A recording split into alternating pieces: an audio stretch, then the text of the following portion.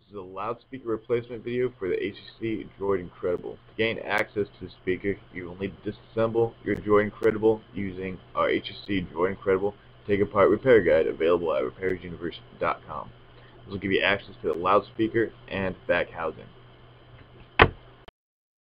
Now, the loudspeaker is held in place with a small bit of adhesive. You'll need to use a safe open pry tool or a flathead screwdriver to pry the speaker out. Notice the outside edges of the speaker. This is where the adhesive sits. Reapply the correct amount of adhesive and press the speaker firmly into the housing, and it should pop right into place.